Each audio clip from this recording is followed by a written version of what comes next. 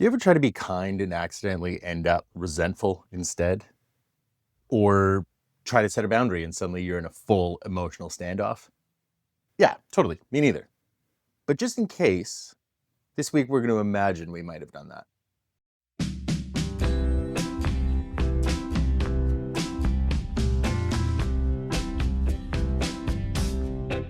Welcome back to Friendless Sweet Peas. I'm your host, James Evermanko, and this is episode 8 of our DBT mini-season, Interpersonal Effectiveness Part 2.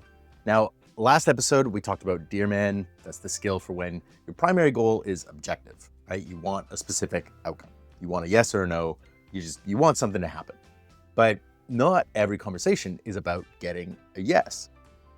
Sometimes your goal is to stay connected to someone, even when the conversation is uncomfortable. Maybe it's to maintain or repair that relationship, or to make sure that the other person feels heard and valued, even when you disagree.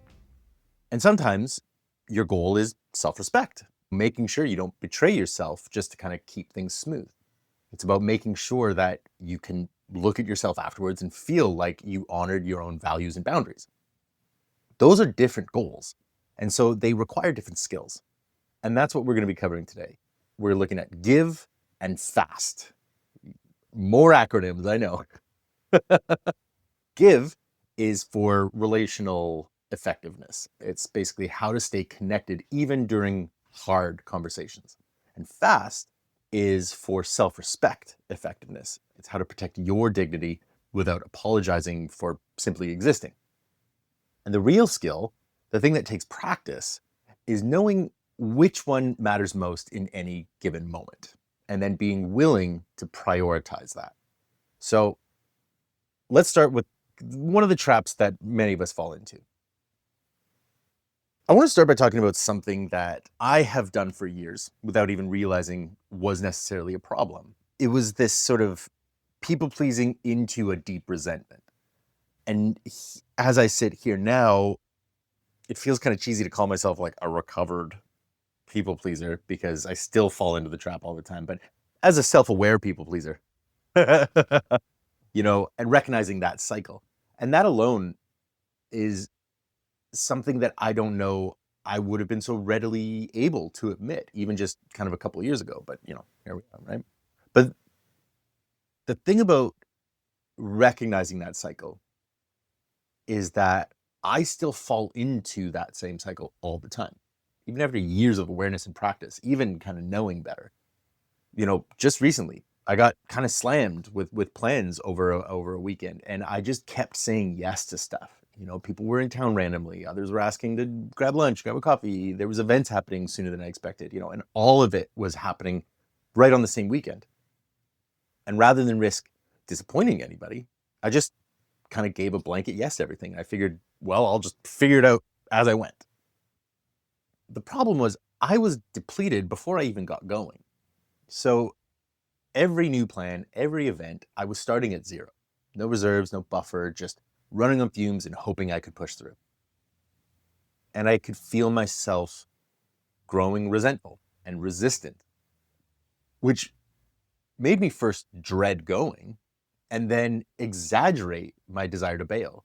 I don't want to do this. Why did I say yes to this? I should just cancel. And that dread really, really building up in me. And then, of course, I would inevitably show up with this like bear with a sore paw energy, just like grumpy and tense and not really present. And now, in retrospect, I don't regret going to the events or seeing the people. In fact, I ended up having a really great time throughout, despite my best efforts. But that's not really the issue. What I regret is not monitoring myself and taking care of my needs at a pace that suited me. I wish I had said no to at least maybe one thing, or said yes, but asked if we could, reschedule maybe to a different day the following week, something like that. So I would have a little bit of breathing room. I wish I'd said aloud what someone else could do to help me. Hey, I'm stretched a little thin this weekend. Could we do this another time? Or I can only do this if it's really low key. I just don't have anything, I don't have energy for anything big. That would have been the honest, kind version. Not the blanket yes to everything and then showing up resentful. Not the performance, right? Just honesty. saying, I care about you, I want to see you, and I need to take care of myself so that I can actually show up for you. That's the balance. And I'm still learning it. And I think that this is the thing that a lot of us don't necessarily realize about people pleasing. It feels like a kindness. It feels like you're being a good person, a generous, gregarious person, a person who just cares about others. But it's not kindness. It's a performance. Kindness is honest. Kindness says, I care about you and I have limits. People pleasing says, I'll pretend I have no limits so that you'll like me. And the real problem below that is that people pleasing builds relationships on a lie. The other person thinks you're fine. They think the thing you agreed to was genuinely okay with you. And so they keep asking. And you keep saying yes. And the resentment keeps building. And then eventually one of two things is going to happen. Either you're going to blow up, you hit a breaking point and suddenly all the pent up resentment comes out sideways. And now the other person is confused and hurt because from their perspective, everything was fine until you exploded. Or you ghost. You quietly withdraw, you stop responding, you avoid them because you can't keep doing the thing that they think you're happy to do. But you also can't figure out how to say that. So you just disappear, right? And neither of these outcomes is kind to them or to you. Or, you can also do another opposite action, which is you get so tired of people pleasing that you then overcorrect, right? You finally try to set a boundary, but you do it really harshly or defensively or with so much accumulated resentment that it comes out like an attack. And now, yes, you've protected your self-respect, but you've damaged the relationship. And you probably feel bad about that. So maybe you swing back to people pleasing and the cycle just continues. So how do you do both? How do you be kind and honest? How do you stay connected to people without abandoning yourself? Well, that's what give and fast are for. That's the balance. So give is the skill for when the relationship quality matters most. When you're having a hard conversation, maybe there's conflict, maybe there's feedback, maybe there's a limit that you need to set. And your primary goal is to make sure the relationship stays intact, or ideally gets even stronger. You still need to be honest. You still need to address the thing, but you're doing it in a way that says, I care about this connection. I'm not going to hurt you. I want us to stay close even when this is uncomfortable. That's give. So the acronym stands for G, gentle. That means no attacks, no sarcasm, no passive-aggressive jabs, no guilt trips, even if you're upset. And obviously you are allowed to be upset. You still are working on keeping your tone and your words gentle. So bad gentle would be, well, I guess some people don't care about other people's time, right? Whereas good gentle would be, I felt hurt when you didn't show up. Bad gentle is, you're so selfish. Whereas good gentle is, I'm feeling frustrated because this is the third time that this has happened. Gentle doesn't mean weak. Gentle doesn't mean you can't say the hard thing. Gentle just means you say them without weaponizing your words. I stands for interested. This is where you actually listen to the other person's perspective. You're not just sitting there waiting for your turn to speak. You're not planning your rebuttal while they're speaking. You're actually listening to them. You make eye contact if that's your thing, or don't if it's not, whatever. You nod, you ask clarifying questions. You show that you care about understanding their side.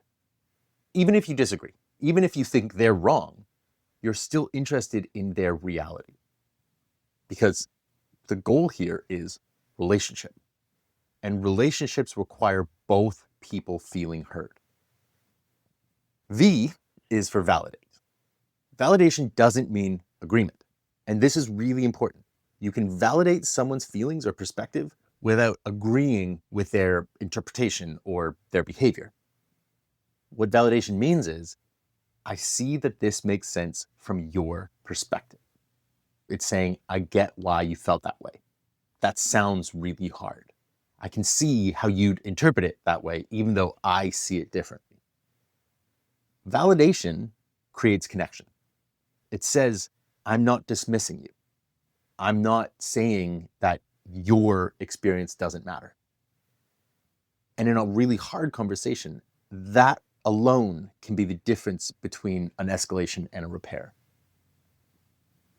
Lastly, E is for an easy manner. So this one's all about your energy. It's about staying calm, keeping your tone soft, maybe even adding a little humor if, that's appropriate. Just, it's about not being stiff or combative. Now, again, this doesn't mean kind of fake cheerfulness. It doesn't mean you pretend that everything is just fine. It means you're not escalating the tension with your energy. So you're sort of, think of it like you're keeping the door open. You're saying, I'm upset, but I still want to be here with you. So that's give. Gentle, interested, validate, easy manner. And the reason this skill matters is because without it, hard conversations just turn into battles, right? It's win-lose scenarios. It's, I'm right, you're wrong standoffs. Give keeps it collaborative. It keeps it about connection instead of competition.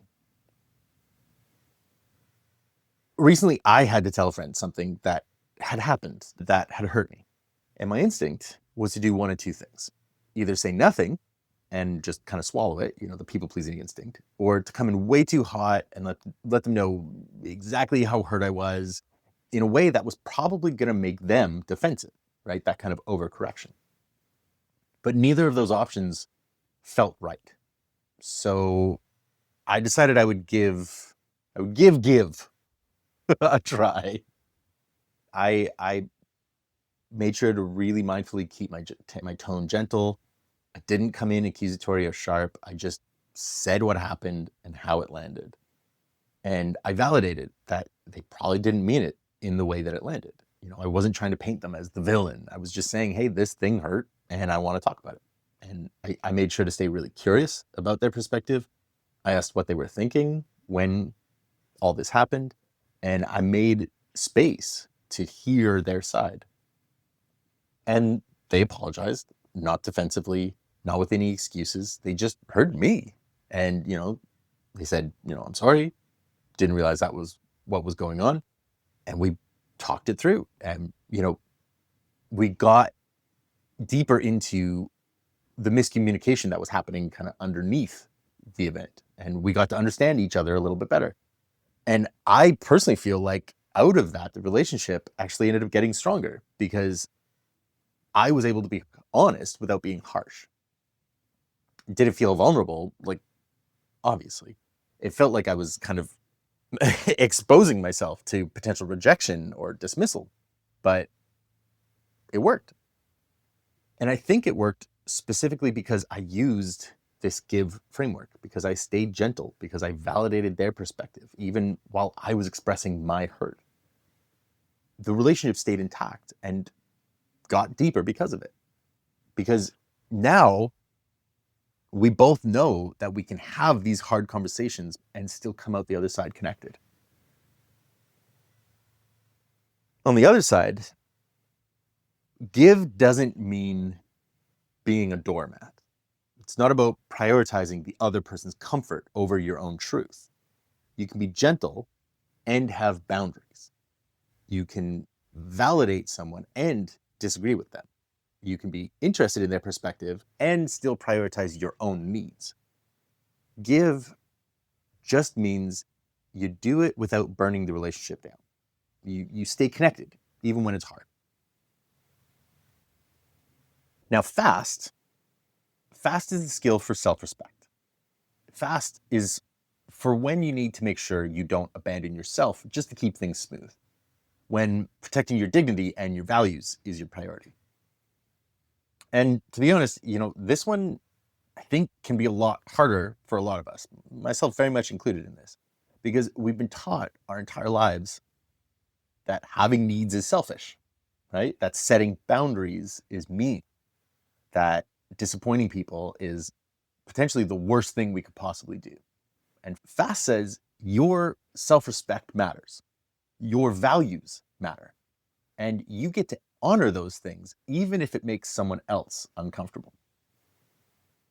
So breaking fast down, F stands for fair. Be fair to yourself and to them. Don't be a martyr. Don't be a jerk. Find the middle. It's saying, I understand you need help. I also can't take this on right now. That's fair to both of us. You're not saying their needs don't matter. You're just saying yours matter too. On that note, with a slight caveat, that doesn't mean, don't take anything on ever. Fairness also entails helping if you can. I think that this is a slippery slope of, people who use I'm at capacity as an excuse to not do anything ever for anyone, right? But that's a little deeper. A, this is another one of those patented Marshall Linehan acronyms that are a real stretch. A stands for no apologies. And this one, as silly as it is, it also is really hard. Shout out to all my fellow Canadians out there. This one can be really hard in terms of just sort of like natural speak, right? But it's about apologizing for actual harm. Apologize when you genuinely hurt someone or made a mistake. But don't apologize for existing. Don't apologize for having needs. Don't apologize for taking up space, right? So the bad apology is, I'm so sorry, but I can't. I'm sorry. I know it's inconvenient. Sorry, right? A good apology is, I can't take that on right now. You're not being rude. You're just not over apologizing for the fact that you have limits. S is for stick to your values. So your values matter more than their approval. This is the core of self-respect. If honesty is a value, be honest, even if it's uncomfortable. If rest is a value, protect your rest, even if people are disappointed. If integrity is a value, do not compromise it just to avoid conflict. You get to have values and you get to live by them. So know what your values are so that you can stick to them. And lastly, T is for truthful. Don't lie to avoid discomfort. Don't make up elaborate excuses. Don't exaggerate to get out of something. The truth can be kind. I don't have the energy. I don't want to. That doesn't work for me. Those are all complete sentences. You don't owe anyone a detailed justification for your no. So that's fast. Fair, no apologies, stick to values, truthful. And one of the big reasons why this skill matters is because fast sort of prevents the resentment spiral, right? It protects you from abandoning yourself. It makes sure that when you show up for other people, you're also showing up for yourself. When you use fast, yes, you might disappoint people. That's real. That's one of the potential costs. But you don't disappoint yourself, and that's the trade. So recently, I'm trying to keep this a little loose. I don't want to get into too deep details, but someone asked me to do something that I just didn't want to. Right? No real big reason, no conflict with my values, no major inconvenience. I didn't want to. Now, old me would have said yes and been miserable. Or maybe I would have made up this like elaborate excuse to justify the no. Oh, I can't. I have this thing and then I have to do this other thing. And actually I'm really busy that whole week. So unfortunately, I just can't make it work. I'm so sorry, right? You're putting on the whole performance to kind of avoid just saying, I don't want to, right? The fast version is, I appreciate you thinking of me, but I'm going to pass. And that's it. That's the whole sentence, right? No apology, no justification, no elaborate story about why I can't, just a clear no. And that's what I said. And guess what? They were fine. They said, hey, no problem. Thanks for letting me know. And that was the end of it. I was fine. I didn't spend the next 3 days spiraling about whether I hurt their feelings or whether they think I'm a bad friend. And I didn't betray myself. I didn't say yes to something I didn't want to just to avoid disappointing someone. That's self-respect. Not being cruel, not being cold, just being honest. I don't want to is a complete sentence. And using fast reminded me that I am allowed to say it. And whether or not they were disappointed was not communicated to me. So that side of it also, without sounding cold or callous, it isn't my problem, right? If they were to come to me and say, hey, that hurt my feelings, then we would deal with it. But I'm not going to allow myself to be expected to be a mind reader, right? Now, on the other side, as I just said, fast isn't meant to be blunt to the point of cruelty. It doesn't mean just say whatever you want and don't care about the impact. You can be truthful and kind, right? You can stick to your values and still care about the other person's feelings. Fast just means don't sacrifice your integrity to keep the peace. Don't betray what matters to you just because someone else wants something different from you. So here's how these skills kind of work in practice. You layer them based on your primary goal. So let's say scenario one, we're looking at a relationship first conversation. So you need to address something that hurt you, but you want to stay close with the person you're talking to. So you're bringing in Dearman plus give. So you'd say something along the lines of, I felt hurt when you didn't respond to my text about the hard thing I was going through. That's the describe, express. Could we talk about how we communicate when one of us is struggling? There's your assert, right? I think it would help us stay connected. Reinforce. I want to understand your perspective too, right? There's your validate, interested. So you're being direct about the issue, but you're doing it gently. You're staying curious. You're keeping the relationship door open, right? Scenario two is a self-respect first conversation. So you need to say no to something that might potentially drain you, right? So you're using Dearman plus fast. So this might look like something along the lines of, I know this project is important. So there's your validate. I don't have capacity to take it on right now. Assert, truthful. I need to protect my bandwidth for the commitments I've already made. Sticking to your values.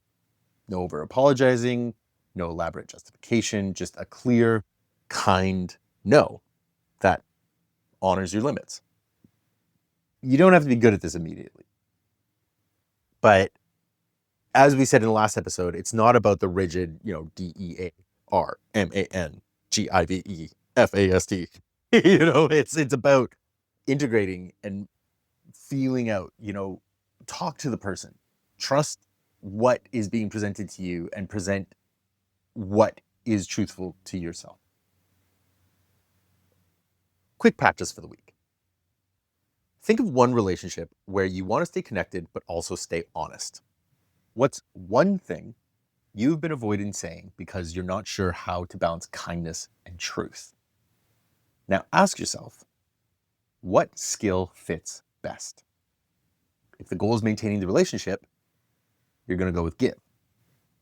If the goal is protecting your self-respect, you're going to go with fast. If you need both, you'll need to layer them, but also you might want to think of a different relationship just to get the initial practice in. You don't have to have the conversation this week. Just notice what skill you might need and consider from there. That's just the first step. One question for you to consider. Where in your life are you sacrificing self-respect to keep the peace? And what would it look like to use fast in that situation? You don't have to do it, just notice where the opportunity is. And that is interpersonal effectiveness part 2. Give for when the relationship matters most, gentle, interested, validate, easy manner. Fast for when self-respect matters most. Fair, no apologies, stick to values, truthful. And the real skill here is knowing which one to prioritize in any given moment and being willing to follow through. Next episode is the mini season wrap up. So we're going to pull everything together, all the 4 modules, all the skills, and we're going to talk about how to actually make this stick in real life. Not about doing it perfectly, not all at once, just slightly better than where we were before. If you have enjoyed this episode, if you enjoyed the mini season, please leave a 5-star review wherever you listen. And also let me know. Contact me at friendlesspod@gmail.com or message me on social media at friendlesspod. I really want to hear from you. I appreciate every comment, every message I get. If you have any questions, whether it's about this, whether it's about, anything else, ask away. And I will, if I don't answer you directly by message, I will answer it on the show for you. All of that is going to be next week. But let's leave all that for now. Thank you so much for listening, and I really, really hope I'm going to catch you back here for the grand finale. But as always, I'm not going to worry about that right now, and neither should you, because that is then, and this is now. So for now, I'll just say I love you one more time, and I wish you well. Fun and safety, sweet peas.